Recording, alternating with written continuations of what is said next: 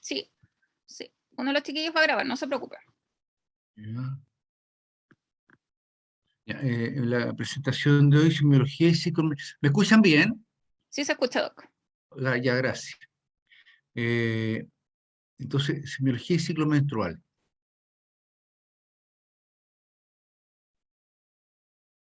Ya. Actualmente les van a consultar a ustedes, muchas pacientes, antes de entrar en patología, les van a consultar porque vienen a un control. Entonces, esto es un esquema que son recomendaciones para la prevención primaria, o sea, paciente que está sana, que no tiene ninguna enfermedad, de eh, qué se le pide en cada etapa de la vida. Entonces, esto ustedes tienen que manejarlo porque le van a preguntar.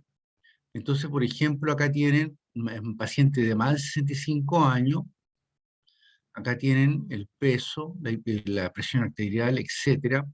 Acá tienen, por ejemplo, si usted, aquí está, por ejemplo, indicada la mamografía anualmente, pero aquí, por ejemplo, abajo hay una recomendación de esta sociedad, que son las Task Force, que son las más importantes en medicina preventiva. Y esta sociedad recomienda, por ejemplo, 50 años la mamografía cada 2 años. No es lo habitual encontrar esta recomendación, pero conviene que ustedes las conozcan, y en algunas hay consenso en todas las sociedades científicas y en otras no hay consenso. Y ahí va a depender factores de riesgo, va a depender de lo que se ofrece y lo que ustedes vayan tomando. Por ejemplo, acá la colonoscopía cada 10 años. No me perdí acá. Aquí tengo colonoscopía cada 10 años a partir de los 50. Por ejemplo, en los test de clamidia y gonorrea, en secreción vaginal, orina o uretra, en pacientes sexualmente activas menor de 26 años. Anualmente lo están recomendando, ¿ya? También, por ejemplo, la TSH a partir de los 50 cada 5, el colesterol cada 5 a partir de los 45, la glucosa es cada 3 años, la densidad mineral ósea a partir de los 65 años cada 2 años, y también tienen término. Entonces, en resumen, son tres cosas las que ustedes acá: prevención del cáncer, que estaría por acá, ¿ya?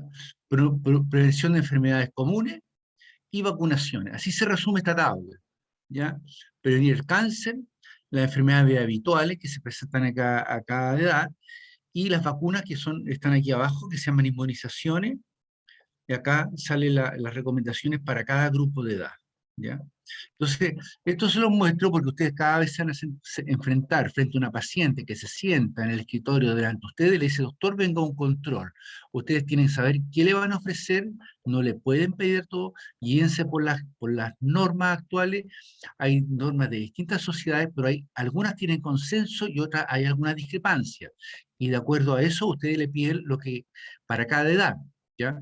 Porque las posibilidades de fallecer, las enfermedades varían de acuerdo a la edad de la paciente.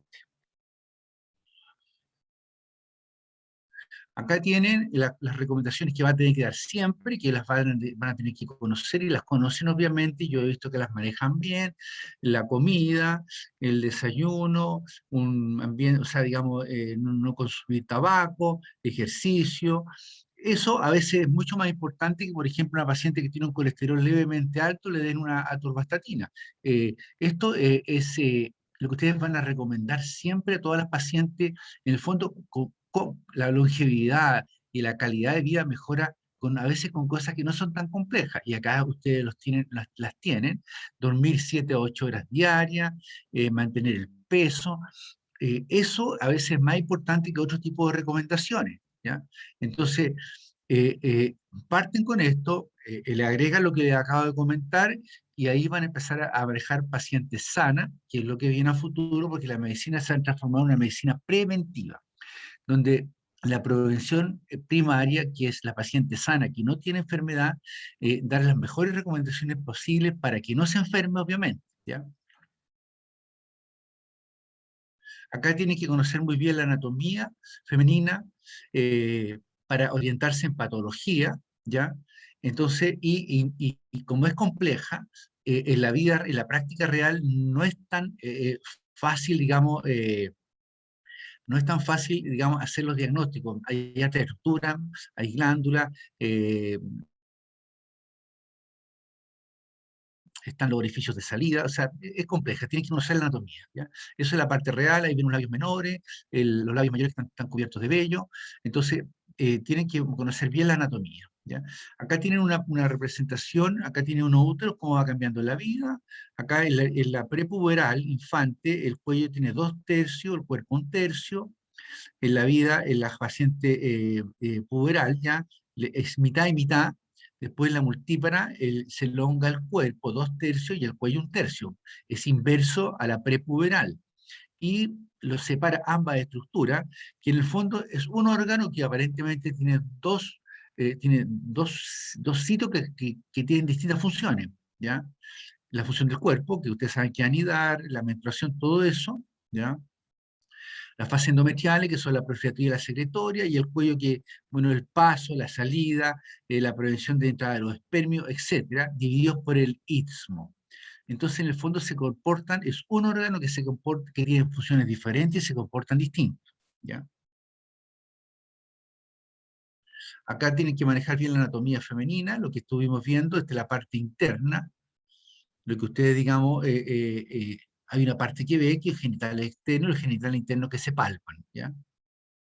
Lo mismo, la irrigación compleja, inervación muy compleja, no hay inervación exclusiva para cada órgano, por eso son los diagnósticos muy difíciles, porque por ejemplo el aporte, los paquetes nerviosos, eh, y son los mismos que para el intestino. O sea, ustedes tienen que, por ejemplo, las mismas vías eh, nerviosas que van al cerebro son similares para órganos genitales internos, vía urinaria y tubo digestivo.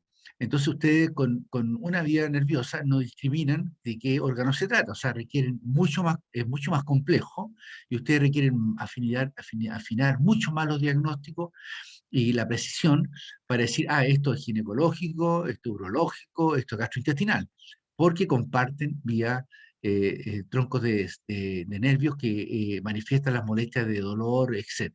¿Ya? Ahora los puntos, esto es bastante sencillo, lo han hecho y solo es un recuerdo, ¿ya? La consulta debe realizarse en un ambiente privado y de manera sensible, el profesional debe presentarse, todos se presentan, ser cortés, usted igual, explicar lo que va a realizar. El médico debe estar familiarizado con el historial para evitar omisiones. Tienen que hacer un resumen de por qué ocurre la paciente. Recuerde resumir el historial del paciente antes de proceder al examen. Una acompañante femenina siempre debe estar presente, ahí estamos todos. El médico debe ser sensible a las necesidades del paciente y respetar su privacidad. El examen siempre debe comenzar con una evaluación general del paciente. Se debe pedir al paciente que informe al médico si el examen le resulta incómodo. El médico debe tranquilizar al paciente durante el examen y explicar lo que va a realizar. Después del examen, el médico debe asegurarse de que el paciente esté cómodo y se vista en privado. El médico debe explicar los hallazgos a la paciente en un lenguaje adecuado y darle la oportunidad de preguntar. Elaborar un diagnóstico diferencial y ordenar las investigaciones pertinentes. Todo esto lo están haciendo bien. La ecografía transvaginal es económica y precisa y ayuda al diagnóstico en la mayoría de los casos. Se pueden utilizar otras modalidades de diagnóstico por imágenes para ayudar en el diagnóstico más complejo, como la resonancia, pero son caras. La bioquímica y la hematología pueden complementar estos hallazgos, más los frotis, todas las muestras, orina, etc. Puede requerirse también para los diagnósticos biopsias. Entonces, lo que tienen que también considerar es que si ustedes dividen en 4, el 9, el abdomen lo dividen en 9 regiones, van a tener el epigastrio y el hipogastrio. Si lo dividen en 4, van a tener el hipocondrio, y la fosa ilíaca. O sea, pueden dividir en 9 o en 4, pero al dividir en 4 pierden esta zona un poco. Y la zona hipogástrica para nosotros es bastante importante para el dolor uterino o dolor de las trompas, que se produce en esta zona. Al dividir en 4 uno habla de fosa ilíaca, y al dividir en 9 se pierde un poco la fosa ilíaca, ¿ya? Y lo otro que tienen que saber es que debajo de la pared abdominal se encuentran estas estructuras, y eso es lo que ustedes están evaluando, ¿ya?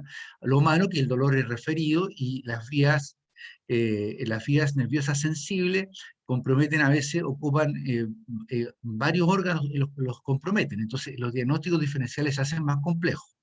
Y considerar que cuando hay embarazo, el apéndice asciende y en vez de estar en la fosa ilíaca derecha, va a estar en el hipocondrio derecho. En esa zona se va a ubicar. O sea, el diagnóstico de apendicitis va a ser en el hipocondrio derecho y el dolor periumbilical va a migrar hacia la parte superior del abdomen, lo cual hace el diagnóstico más complejo.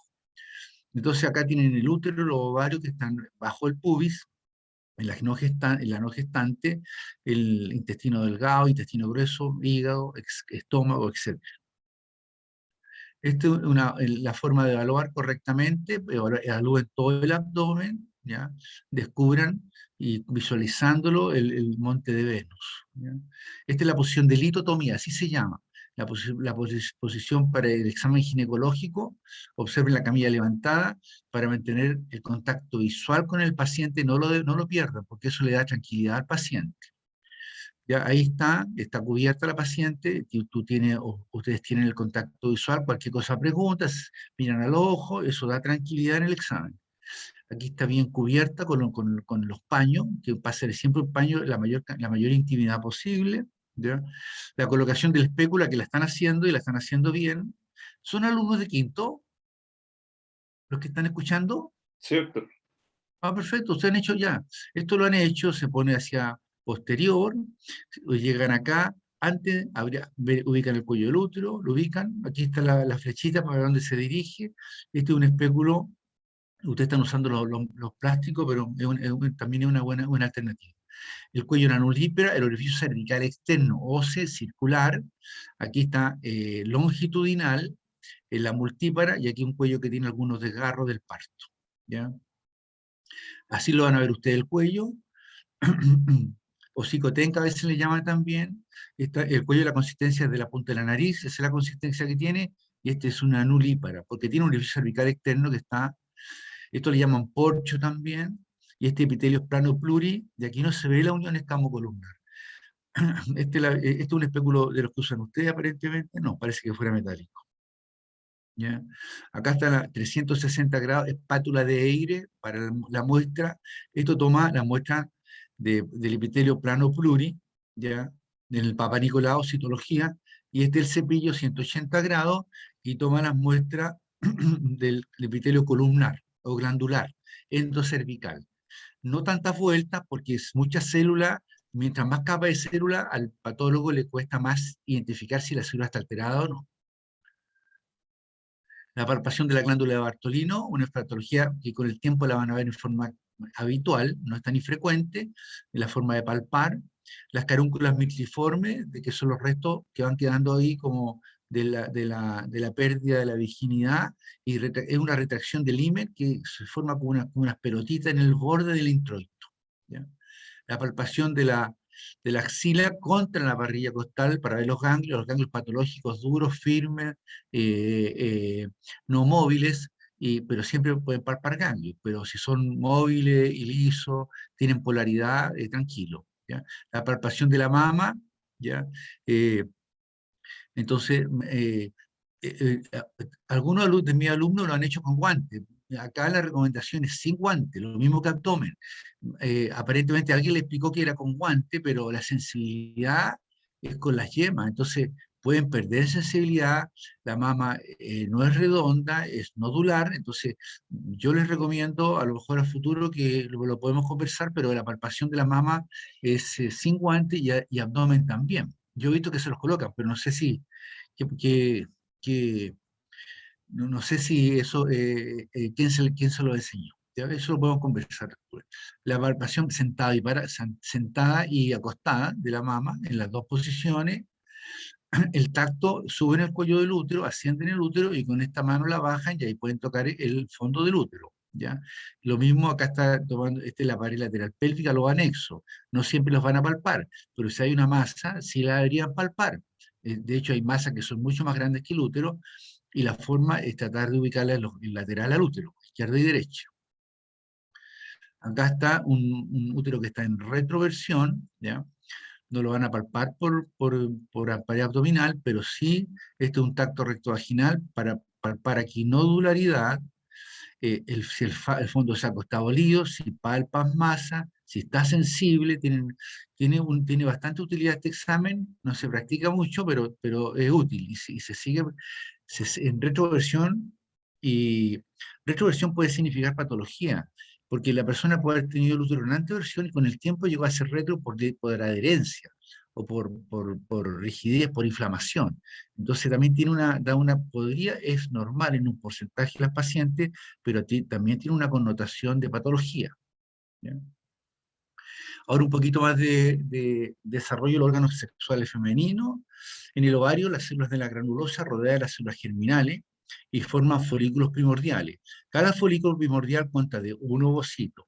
Las células de la teca, son las que producen los andrógenos, están separadas de las células de la granulosa por una lámina basal. La teca, estimulada por la LH, produce androstenediona, testosterona, pasa a la granulosa, que está estimulada por la FSH, y transforma los andrógenos en estrógeno, en estradiol. Los folículos alcanzan a las 20 semanas de gestación 6 a 7 millones. El número de estos se reduce por atresia y al nacer solo quedan 1 o 2 millones. En la menarquia hay presentes 300 o 400 mil, y solamente la mujer ocupa de esa cantidad total de folículos 300 a 400 durante toda su vida reproductiva. El desarrollo de un ovocito dentro de un folículo primordial se detiene en la profase de su primera división meiótica. Se completa antes de la ovulación. Cuando ya se selecciona y el folículo dominante, ese sigue completando la meiosis, ¿ya?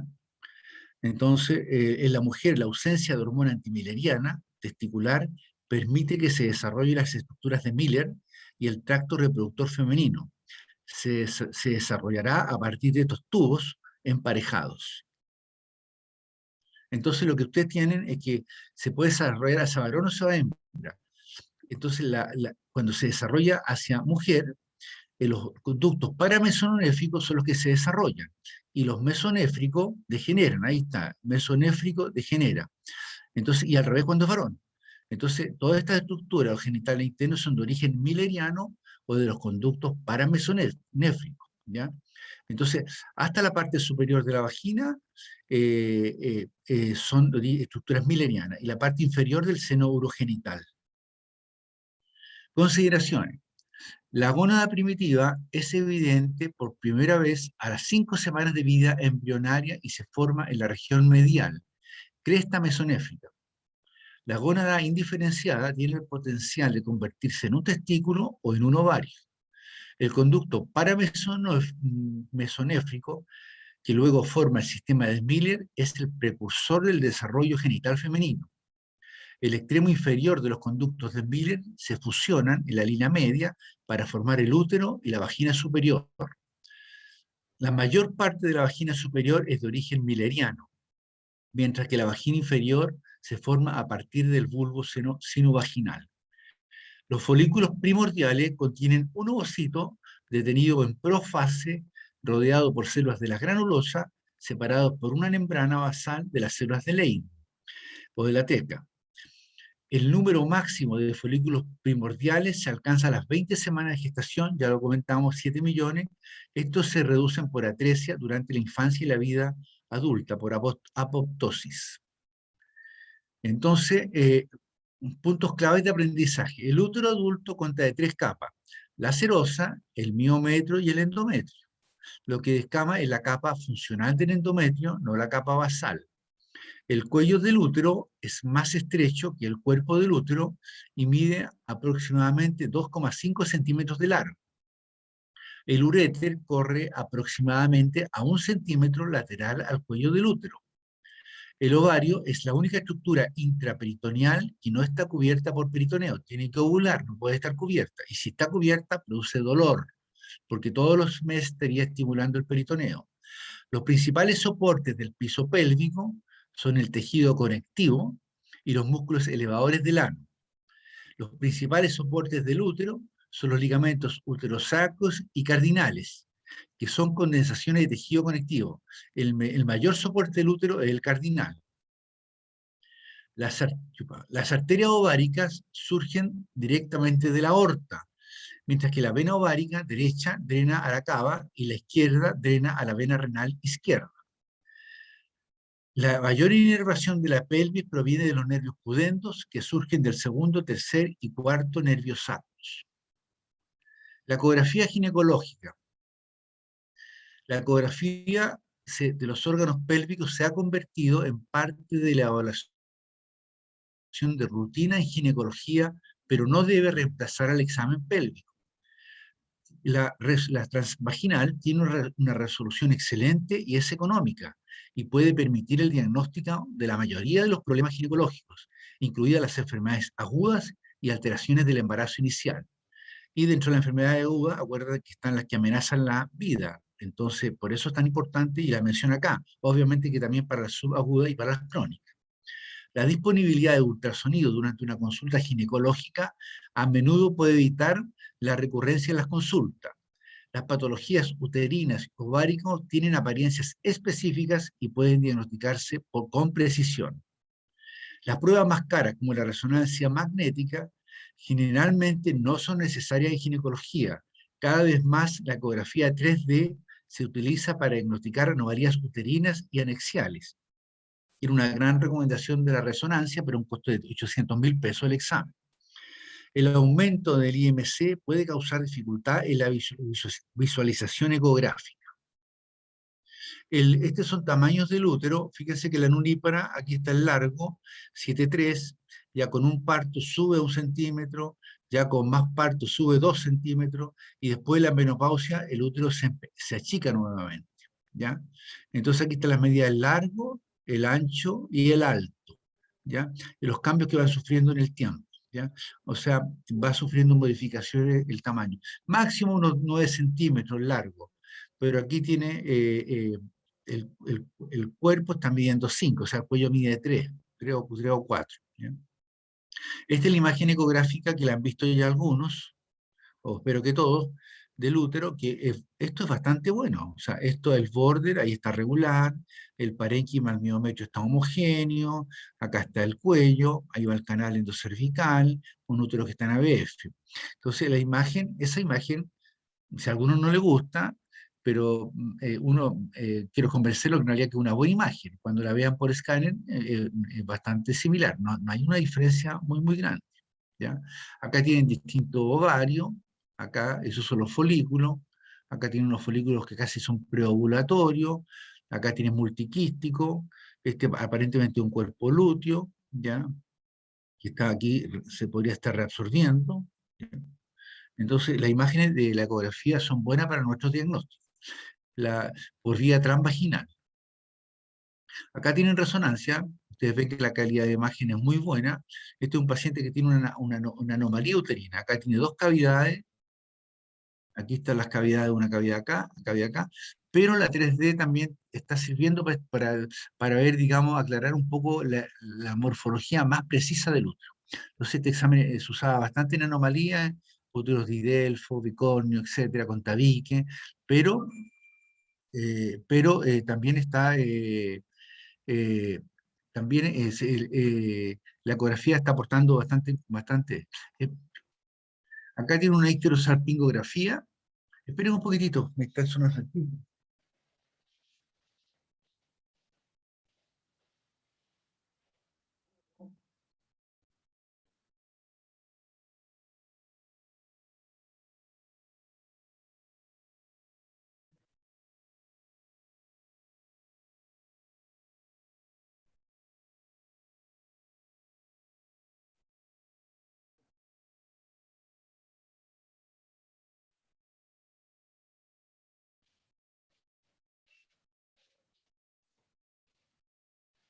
Disculpen, ya, esto es otro tipo de examen que ustedes colocan un medio contraste a través del cuello del útero, con una instrumentación vaginal, y es para el estudio de las trompas. Las trompas no se ven por ecografía, no se ven por escáner, no se aprecian con resonancia. Entonces, acá, si ustedes quieren evaluar las trompas, si hay un factor tubario que produzca, por ejemplo, una infertilidad, esta es la alternativa de estudio que tienen. O sea, hay una variedad de estudio que no es menor. Ya, ahora, esto es otro concepto que tienen que tener, que es la versión y flexión del útero. El útero puede estar hacia adelante y hacia atrás. Tanto la posición como el tamaño del útero son muy importantes para instrumentación intrauterina. La razón para esto es, el instrumento será guiado dentro del útero a lo largo de su eje. Usted no está viendo el fondo, obviamente. Por ejemplo, si se pasa por alto un útero con retroversoflexión, van a perforar a través de la pared anterior, a través del istmo, van a subir. Entonces, el tamaño de un útero agrandado se escribe en términos del tamaño del útero en semanas de gestación, no es que esté embarazada. Por ejemplo, un útero de tamaño de 6 semanas es el tamaño de una naranja pequeña. Para úteros muy grandes pueden ser útiles los puntos de referencia, por ejemplo, el ombligo. Entonces, esto es anteversoflexión, y si ustedes van a instrumentalizar, tienen que saber la ubicación del útero, y esto es en retroversión, ¿ya? Entonces, esto es anteversoflexión acá, verso es para adelante, y la flexión es el ángulo que tiene el eje que va cervical con el eje de la cavidad, ¿ya? Y esto es retroversoflexión, ¿ya? Está hacia atrás, pero el ángulo es muy marcado comparando el canal endocervical con la cavidad, ¿ya? Eso es la flexión. Acá están palpando un útero que está en anteversoflexión, con un cuello que está posterior, y un útero que está en retroversión con un cuello que está anterior. Eso lo han visto, que cuando el cuello anterior cuesta ubicarlo, que hay que levantar más el espéculo. Entonces, y aquí está la palpación de ambos úteros. Acá van a tocar el fondo, acá no van a tocar el fondo. Esto se lo comento porque es más o menos sencillo y es importante. Es una causa de dismenorrea que se da en la gente joven, en la pospuberal, pero que es una dismenorrea secundaria. La falta de canalización es una obstrucción de los conductos de Miller. La falta de canalización completa de las estructuras millerianas puede provocar obstrucción menstrual. La obstrucción ocurre más comúnmente en la unión del tercio inferior de la vagina a nivel del himen, aunque puede producirse una obstrucción más proximal. La presentación con un himen perforado es generalmente con aumento del dolor abdominal, dismenorrea en una niña al comienzo de la adolescencia. La sangre menstrual retenida distiende la vagina, provocando un hematocolpo. Esto puede causar una gran masa pélvica y además generalmente se ve como una membrana abultada a la entrada de la vagina. El tratamiento es simple, con una cirugía de incisión del himen y drenaje de la sangre retenida. ¿Ya? Definiciones. ¿Ya? Menarquia, inicio de la menstruación. El último periodo menstrual es el último sangrado menstrual. Amenorrea, sin sangramiento, 6 meses. Algunos refieren 3, pero 6 meses. Oligomenorrea, sangrados menstruales más de 35 días, o sea, menos sangrados durante el año. Dismenorrea es dolor, que puede ser primaria o secundaria. Primaria no tiene etiología conocida, y secundaria que hay una patología de base. Sangrado uterino anormal incluye el poscoital y el intermenstrual. Menorragia ahora se llama sangrado menstrual abundante. ¿Ya? Dispareunia, relaciones sexuales dolorosas que pueden ser superficiales o profundas, incontinencia de orina, pérdida involuntaria de orina que puede ser de esfuerzo o de urgencia. Prolaxo genital, sensación de que algo baja por la vagina. Acá tienen, por ejemplo, acá tienen un ciclo menstrual normal, aquí estos son los días, menos 8 días, y que se repite, ¿ya? Y se repite, por ejemplo, puede ser cada 28 días, ¿ya? Acá llegó un ciclo y después no están apareciendo ciclos, ¿ya? Acá tiene una menorrea, acá tienen una paciente que tiene un ciclo que es regular, o sea, lo más probable es que esté ovulando, y que está durando más de 8 días. Eso antes se llamaba menorragia, ahora cambió de nombre, sangrado menstrual abundante. Se hace más fácil los diagnósticos. Acá se repite el sangrado menstrual abundante. Son reglas regulares, pero que están sangrando más de la cuenta, ¿ya? Esto puede ser patología o funcional. Y esto, que la paciente acá tenga una regla, acá tiene nuevamente la regla, pero tiene sangrados intermenstruales, ¿ya? Esto es lo que se llama metrorragia. O sea, hay reglas regulares, estas son las reglas, pero entre medio de la regla hay unos sangrados que son patológicos. Y esta, o sangramiento intermenstrual se llama actualmente, y indica más claramente una patología de base que habría que investigar. Entonces, cuando tú tienes que sangra intermenstrual y abundante, acá le pones menos metrorragia, pero esto, cuando tengan regla abundante, sangrado menstrual abundante. Cuando tengan sangramiento entre los periodos, que ustedes tienen que hacer el diagnóstico, porque ustedes pueden decir que aquí tuvo 4 reglas. Usted tiene que hacerme los diagnósticos. Ustedes me dicen, doctor, tiene reglos regulares, es un ciclo ovulatorio con un sangrado intermenstrual. ¿Ya? Ahora, ¿por qué aquí la relación de una biopsia endometrial? Que es importante que tengan este conocimiento. Una biopsia de endometrio se realiza de forma ambulatoria. Se realiza de la siguiente manera, no requiere pabellón. Examen con espéculo, se visualiza el cuello del útero, lo que están haciendo ustedes de forma habitual. Sujetan el cuello con una pinza POSI, una pinza que tiene un tenáculo, hay de 2 tenáculos, etcétera, pero un tenáculo. Enderezan el canal cervical, insertan una cánula y crean un vacío y aspiran el contenido endometrial, y la sensibilidad del examen es muy buena, es cercana a una biopsia de endometrio en el pabellón, solamente superada por la histeroscopía, que puede visualizar la cavidad uterina y puede hacer procedimientos. O sea, lo ideal sería histeroscopía ambulatoria. ¿Ya? El tejido se deposita en un recipiente y se envía a estudio. Entonces aquí está la regla, es más de 24, menos de 38 días, o sea, 28 más menos 7, menos de 8 días tiene que durar. Eh, aquí están los periodos, el más corto y el más largo, de 7 a 9 días, el flujo 80 ml actualmente, o que por ejemplo sale lo que el paciente considera normal, porque si, eso lo hemos conversado, que si el flujo es abundante, igual, digamos, tomen alguna conducta médica para disminuir esa molestia. ¿Ya?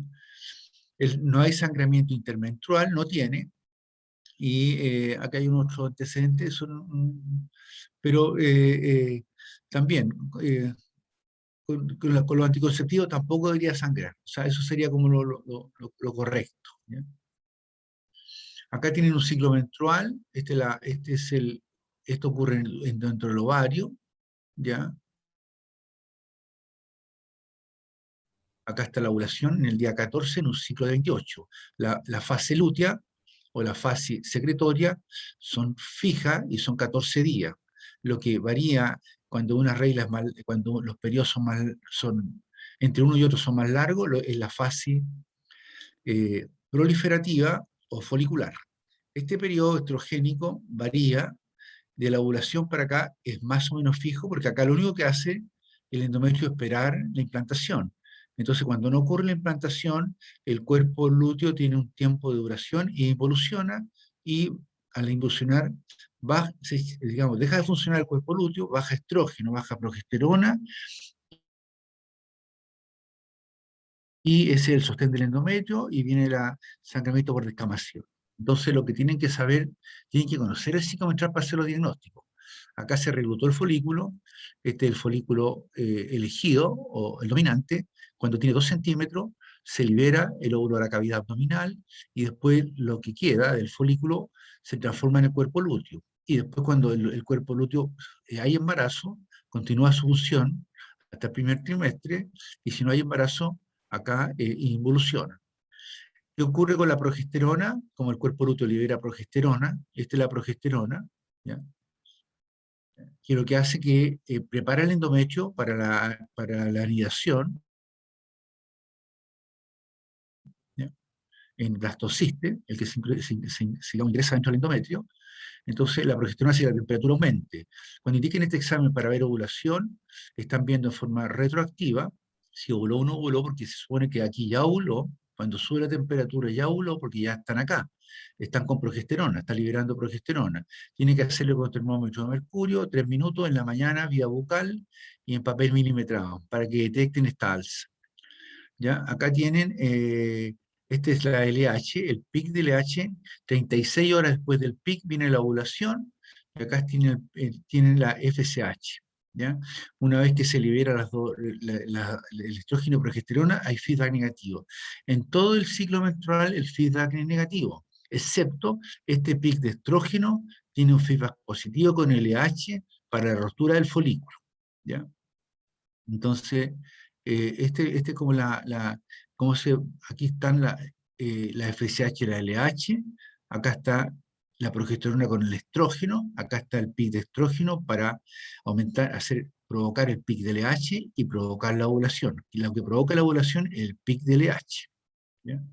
Acá está cómo se comporta la fase folicular, perdón, está en la fase proliferativa con estrógeno y esta es la fase secretoria. Acá están las arterias, las glándulas están, digamos, rectas y acá se empiezan a hacer espirales o van cambiando y se van llenando de músculo el contenido que libera las glándulas, glucógeno. ¿Ya? Acá es lo mismo, acá están las 4 hormonas que tienen que tener ya los esteroides, que son progesterona, estrógeno, y las gonadotrofinas, que son LH y FSH. Acá está el crecimiento del folículo, el folículo maduro, liberación del folículo, cuerpo lúteo y los cambios que tiene en el endometrio. Un ciclo pero perfecto. Acá tienen algunos otros cambios que tienen que tener en consideración de las personas que ovulan o en el momento de la ovulación. Tienen que aquí ver que la temperatura con mercurio hay una elevación, no es una de 36,8 a 37,2, no es por eso tienen que tratar de detectarla tomando estas consideraciones. Se podría hacer en la boca o vaginal, yo recomiendo más, antes de levantarse en la mañana, yo recomiendo más bucal. Acá está el pic de LH, estas son las gonadotrofinas, FSH, que recluta el folículo y selecciona el folículo dominante. No depende de ella, depende del folículo. Es como autoelegirse. El folículo se autoelige, provocando más liberación de estrógeno. ¿Ya? Después viene este periodo, que es la fase lútea, que aumentan los esteroides. Al aumentar los esteroides bajan FSH-LH. ¿Ya? Lo que hacen cuando usan hormonas anticonceptivas orales, están en este lado del ciclo, y lo que hacen es que tienen LH y FSH baja, y tienen estrógeno y progesterona alto, que es la pastilla. Acá tienen el orificio cervical. El orificio cervical, su máxima amplitud, hasta 4 milímetros, en la mitad del ciclo. El día 14, cuando ustedes pongan el espéculo, van a ver un flujo con algunas características que yo lo vamos a comentar, y un orificio cervical externo que está más amplio. ¿Ya? Entonces, en el día 14 hay una amplitud del orificio cervical externo y del canal endocervical. Acá está la cantidad de secreción cervical aumenta, el mucus cervical, el día 14, su máximo. La gente cuando ovula refiere que tiene una cantidad de flujo abundante, y es porque es el máximo en el ciclo, el momento que se produce más flujo vaginal es en la mitad del ciclo. La viscosidad también aumenta, ¿ya? El día 14. Es un flujo que es transparente. Aquí está, aumenta 4 el máximo. Tiene una cristalización en el lecho por un pic de estrógeno. Como tienen un pic alto de estrógeno, se cristaliza y después ya no va a cristalizar. ¿Ya? Y la penetración espermática es máxima. O sea, es obviamente, si está ovulando, es el mejor momento para embarazarse, ¿ya? Un poco antes de la ovulación. Pero también el organismo crea produce cambios fisiológicos que hacen que sea el mejor día, digamos. No solamente la ovulación, sino que hay otros cambios también que lo permiten, ¿ya? Y abajo está el día del ciclo. Entonces, si son acuciosos, van a ver este flujo, este orificio cervical más amplio, esta secreción que es transparente, abundante, que tiene filancia, ¿ya? Y que es como media viscosa, pegajosa, ¿ya? Entonces, van a ver todas estas características, ¿ya? Si tuvieran un microscopio, podrían ver la cristalización en el lecho producida por el pic de estrógeno, y esto de la penetración espermática de bioquímico, pero ustedes asumen que después de la ovulación, ese moco cervical se espesa y no van a entrar los espermios. Entonces, aquí está la cristalización, que está cambiando, ¿ya? Aquí está en el día 14, acá está en la fase lútea, que ya no tienen estrógeno, tiene más progesterona que produce este flujo que es más espeso, y en el ciclo anovulatorio, que no hay progesterona porque no ovula, si no ovula no hay progesterona, entonces ahí tienen estrógeno y ustedes verían la cristalización durante todo el ciclo. Una forma de ver que ese ciclo anovulatorio, ¿ya? Tienen también para ver la biopsia endometrio el día 7 o sea, en un ciclo 28, el día 7 después de la ovulación, o la progesterona plasmática. También les va a servir para evaluar si ese ciclo fue ovulatorio o no. ¿Ya? Entonces, durante el ciclo menstrual, aquí está la gonadotrofina, ¿ya? Y aquí está estrógeno y progesterona, los esteroides, ¿ya? Producidos por la hipófisis anterior y producidos por el ovario y fundamentalmente por el folículo dominante, ¿ya? Entonces, el ciclo menstrual, la menstruación es una hemorragia periódica fisiológica, es el único órgano que sangra y es normal, los demás es patológico. El sangramiento de uterino, la excavación del endometrio, ¿ya? Es la consecuencia, y se produce porque disminuye la hormona ovárica. Acá tiene el ciclo ovárico, que es fase folicular, o selección del folículo, y folículo dominante, y ovulación, y fase lútea, que es el cuerpo lúteo, que es el folículo que cambia y empieza a producir más progesterona que estrógeno. También ahí aumenta el estrógeno. El cuerpo lúteo produce estrógeno y progesterona, pero más progesterona. En el útero, en el endometrio, tenemos la fase estrogénica o proliferativa, que corresponde a la folicular, y la fase secretoria, que corresponde a la fase lútea. Acá tienen el ovario, acá están los folículos primordiales, ¿ya? Acá está el folículo preovulatorio, y acá tienen 2 centímetros en promedio, lo pueden ver por ecografía. Si hacen un seguimiento folicular, ven este crecimiento, ven la selección eh, del folículo dominante, y ven la liberación del folículo roto. No ven lo que ven ustedes, que ven un día, ven este folículo, y al día siguiente no está. Entonces, cuando no está, ustedes asumen que liberó el óvulo y se va a formar el cuerpo lúteo. Entonces, el seguimiento folicular, ustedes ven la desaparición del folículo dominante. Acá está que tiene 2 centímetros antes de explotar o destruccionar este óvulo. ¿Ya? Ahí está.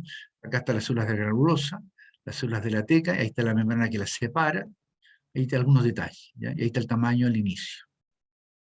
Este es el cuerpo lúteo, se ven así como cuerpo amarillo, ¿ya? Este ya podría ser más antiguo, y este tejido ovárico. Y esto que está acá es corteza por fuera. Entonces, en el endometrio, divídalo siempre en fase proliferativa, que el estrógeno, o sea, la función del estrógeno es regularizar el endometrio.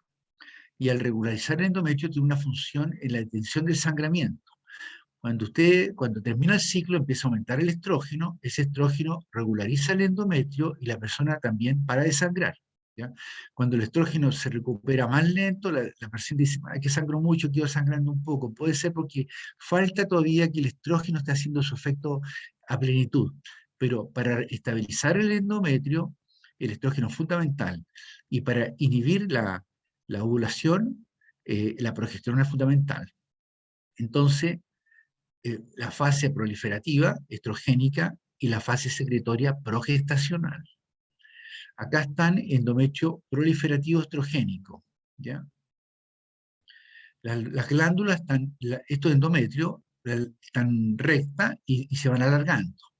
Y cuando ya empieza a haber secreciones de glucógeno, las glándulas se tornan tortuosas, ¿ya? Es una de las características histológicas, y con vacuolas de glucógeno, unas pelotitas blancas. Entonces, en la mujer, cuando va perdiendo la fertilidad o el número de folículos, ustedes saben que siempre hay atresia. La señora se embaraza y va a haber atresia. La señora usa anticonceptivo y continúa la atresia. O sea, nadie ha podido detener la apoptosis o atresia de los folículos.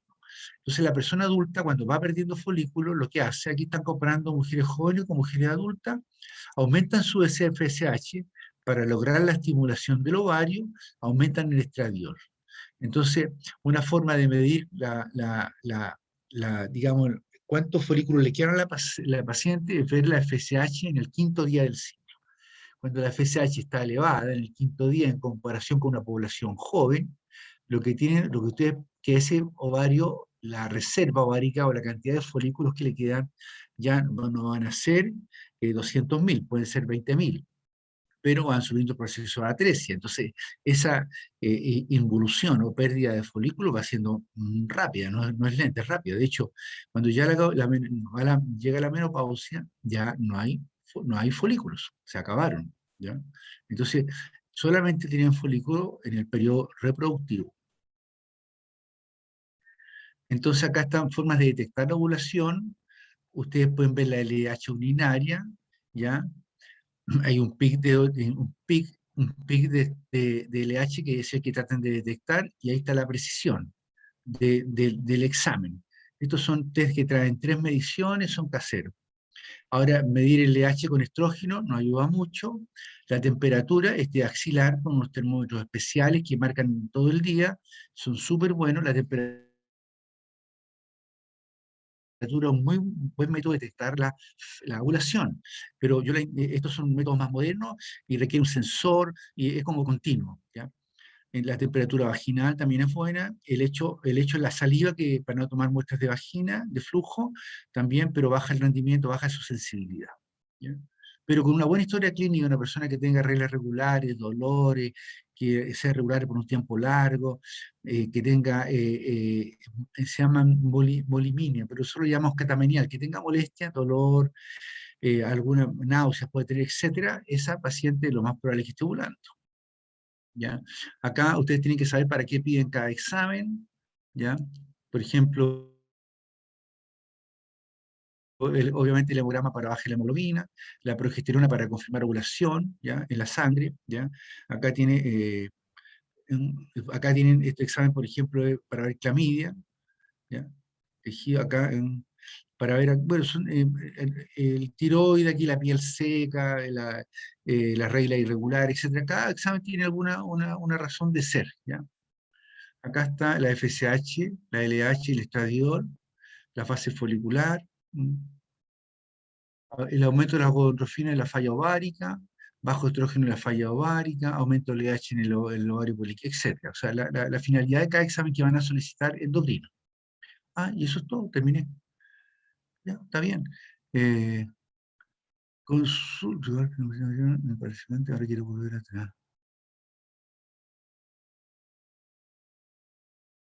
¿Duda? ¿Me escuchan? Sí, sí, lo Por lo menos escuchamos. yo no, doctor. ¿Tienen alguna duda o no? Quiero volver a la pantalla, niños, a la pantalla que estábamos conversando.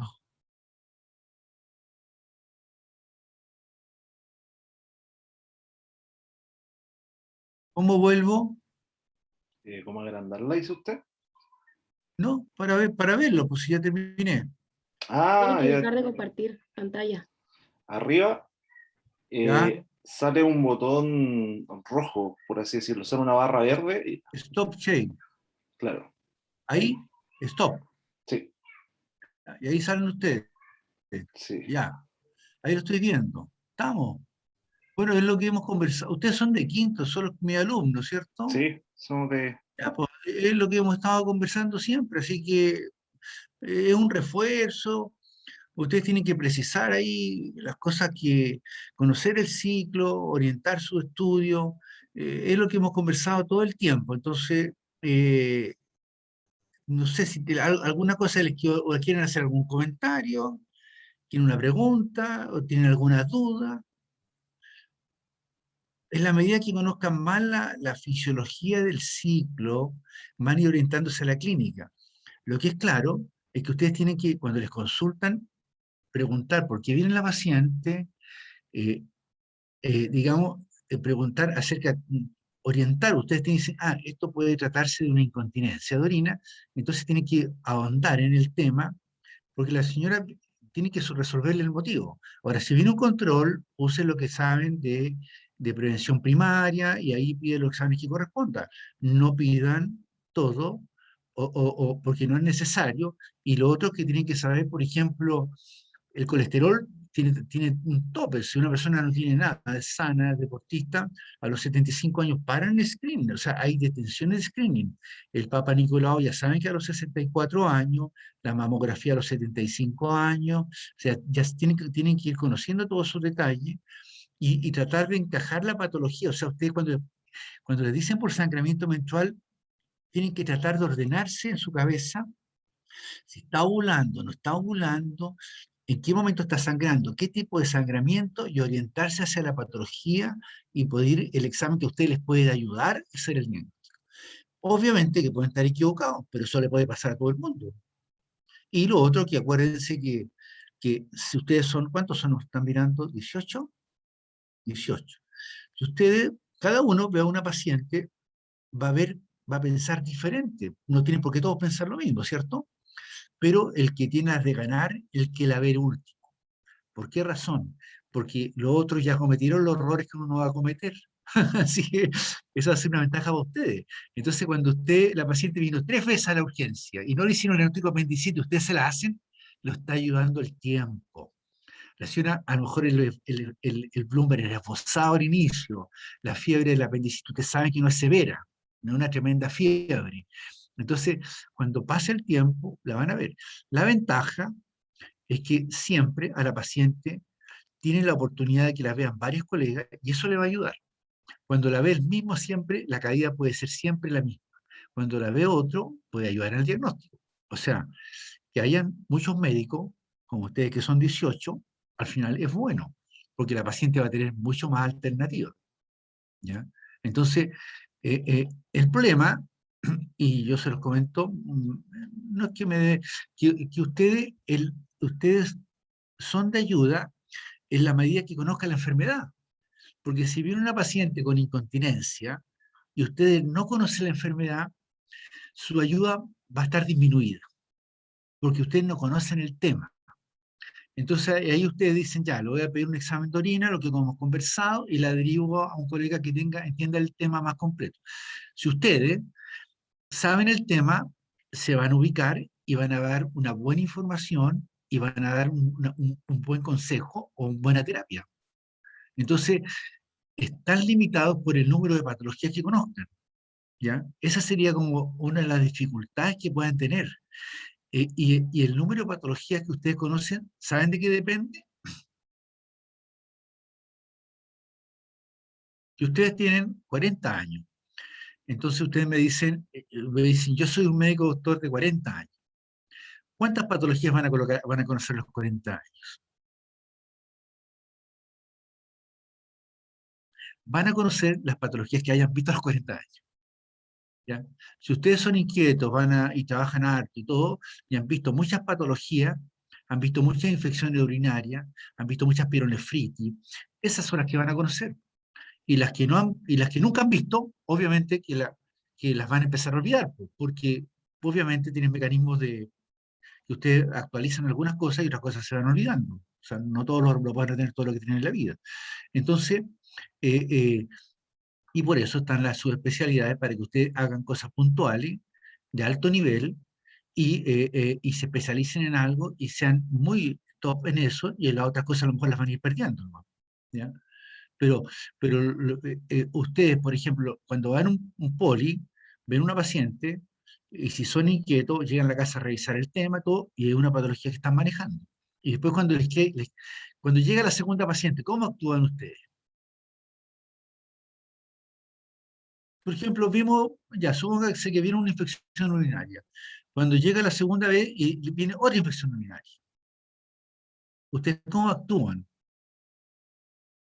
Van a dar buen tratamiento, pero ya vieron una, ¿cierto? Eso les va a ayudar montones, que vieron una enfermedad, eso. Y lo otro, que van a usar ese caso para darle tratamiento a este otro. O sea, el caso que ya vieron es la base que tienen ustedes, que tenía esto, esto, esto, esto. Y entonces van a preguntar más rápido, van a preguntar orientado, y ya saben que el diagnóstico lo tienen casi bajo la manga, y van a empezar a afinar detalle, ¿ya? Pero cada casito que vayan viendo les va sirviendo para el siguiente, y eso hace su acervo médico. Si ustedes nunca han visto, por ejemplo, un problema neurológico, es muy difícil que se lo imaginen. Tienen que verlo en algún momento para que ahí vayan mejorando y lo mantengan en el cerebro. Entonces, el problema es que los médicos manejan un conocimiento de acuerdo a lo que ven. Si ustedes van a un hospital y ven 40 enfermedades, esas van a ser las que ustedes van a manejar. Las que no has visto les va a costar mucho más cuando les llegue el caso, porque no tienen el expertise, no han visto, no han escuchado a la paciente decir qué es lo que molesta, no le molesta, todo. Entonces, pero lo que es, a las pacientes que vean, les van sacando provecho, van estudiando y van afinando su diagnóstico. Después, yo les he contado que en el momento ya van a estar solos, ahora estamos todos juntos y podemos conversar un caso, pero solo ustedes tienen que hacer el diagnóstico, dar la receta y pedir los exámenes, ¿ya? Entonces, tienen que asimilarse a esta forma de trabajar y lo más científico y lo más preciso, los menos gastos para el paciente, lo que corresponde, ¿ya? Entonces, un poco, bueno, la clase fue variada, pero yo creo que les puede ayudar, la pueden revisar y no sé, algún comentario, alguna consulta.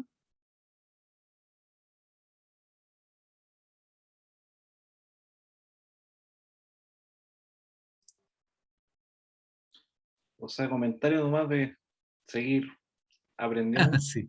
Sí, y es Porque, largo, harta materia, todo, pero después va a llegar un momento que van a empezar a tomar cosas de aquí y de allá y va a ser más fácil. O sea, no vean, por ejemplo, si ustedes colocan el ciclo menstrual, después le agregan el tiroide, le agregan la hipófisis, el hipotálamo, entonces le aumentan que el hipotiroidismo aumenta la hormona que libera tirotrofina, y ahí esa aumenta la prolactina, le van agregando cosas, se van juntando algunas cosas.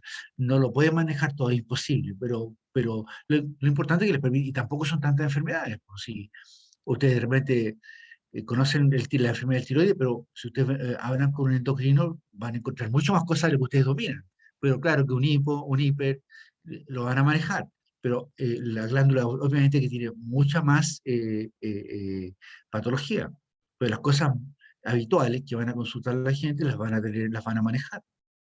Entonces, eh, eh, esa sería como mi recomendación nomás, porque después van a ir integrando cosas. Pero está bien, o sea, cuánto está bien. Y yo estaba con ustedes, lo han hecho bien, la espectroscopía, todo, y de a poco van a ir avanzando más. Pues van a ir y haciendo los diagnósticos, ¿ya? Pero en la medida que ustedes conozcan más enfermedades, van a hacer mejores diagnósticos, obviamente, y mejores terapias. Y si las enfermedades no la han visto, va a ser un poco más difícil, más a la rastra, porque van a tener que estar pensando en los libros, lo que leyeron, las dos, va a ser más complejo. Entonces a las pacientes les vayan sacándole provecho, vayan revisando los temas y van a ir avanzando. Eso sería como mi recomendación. ¿Estamos, no? ¿Alguna duda? Ya, pues ahí nos vamos a seguir viendo el viernes y los otros días y vamos conversando. Si tienen